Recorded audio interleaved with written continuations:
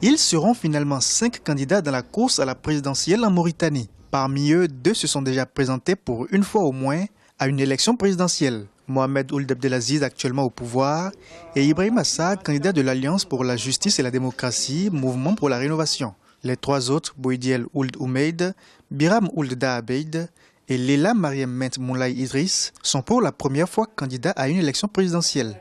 L'opposition composée du Forum national pour la démocratie et l'unité, mais aussi l'APP, l'Alliance populaire progressiste, ne participe pas au scrutin. Le poids du boycott peut ne pas être reflété par les chiffres, ni par la participation, ni par les chiffres.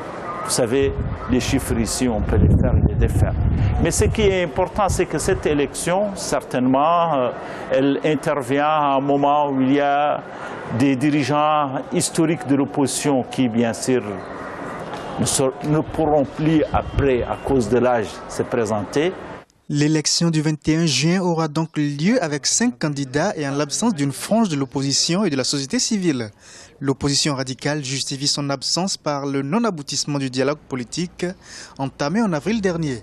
Au sein de l'Union pour la République, parti au pouvoir, on estime que toutes les garanties de crédibilité du scrutin du 21 juin ont été établies. Aujourd'hui, ceux qui l'ont boycotté, ils savent pourquoi ils l'ont boycotté.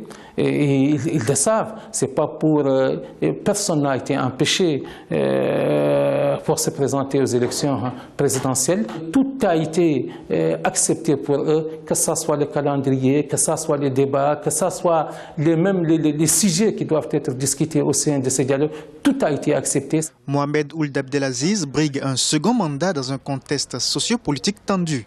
La campagne électorale pour le scrutin présidentiel devrait démarrer le 5 juin prochain.